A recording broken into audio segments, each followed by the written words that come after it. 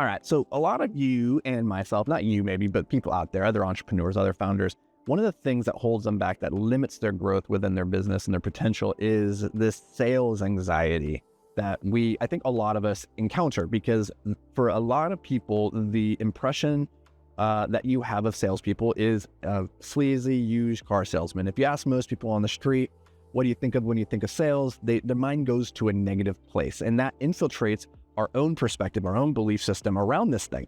And the problem is that you have a product or a service in your business that could genuinely help somebody. And so if that is true, you have a moral obligation to make them aware of your product or service so that it can help them. It can help improve their life. And so the person that's standing in the way of stopping you from positively impacting somebody else's life is yourself and the limiting beliefs that you have around sales. And so what I want to share with you guys is just a simple mental reframe that will help you get out of your own way to recognize that sales is service, and that will help you then go into those conversations to approach strangers, to approach people in your life that otherwise you'd be afraid to go talk to, because you don't want to come across as too pushy, too salesy, right? It is this. It's a very simple idea, is that your job as the salesperson is not to make the sale. That's not the actual goal. Your goal is simply to help the other person make a decision. Make a decision that will be informed and either move them towards their goals, or to recognize that this is not a good fit for them and make a decision to go a different direction. Your goal is to help them make a decision, to empower them to make the decision. And the way that you do that is, in a lot of cases, you first have to help people learn how to make a decision. Most people don't have a systematic process that they follow for making a decision. And so what you can do, your gift in the sales process, if you're serving that individual and you genuinely are there to help them, is to recognize, hey, in this conversation right now, the ideal outcome is not that I make the sale. That is not actually what I'm here to do. The ideal outcome is that I simply help you make a decision that this is either for you and moving you towards your goals, or you recognize that this is not going to help you and serve you, and you go a different direction, but you move forward empowered with that knowledge. And what this has helped me do to a tremendous degree is I have no sales anxiety when I talk to other people. If they say no, that's fine. That's not a problem, as long as they made it an informed no. That's all I care about. So if they just say no, I'm like, hey, let's dig deeper to make sure that this is a good no, right? I'm not pushing. I want to understand it. And when you approach it from this perspective, I find that sales takes on a different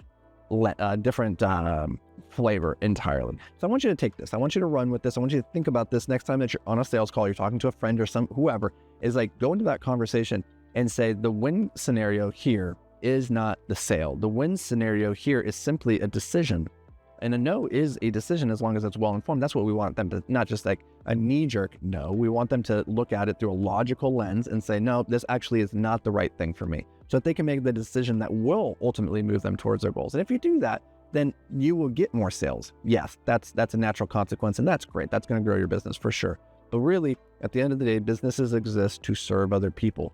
And we can serve them just as well with them not buying our product as we can with them buying our product, if the contingency there is that we're just simply helping them make a decision, empowering them to make decisions. And honestly, so much of the anxiety that I've noticed in my own life has stemmed from my inability to make certain decisions at certain moments in time, because I just couldn't think through like the logical frame. So what I want you to do is go back to the other episodes in this podcast and search for decision-making frameworks.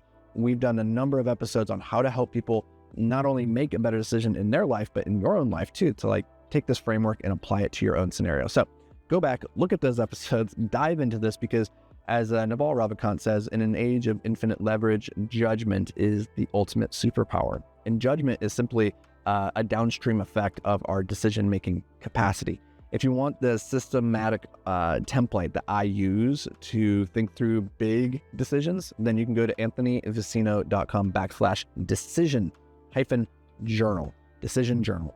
And that will take you through the one-page template that I follow whenever I have a really big potentially life-altering decision to think through.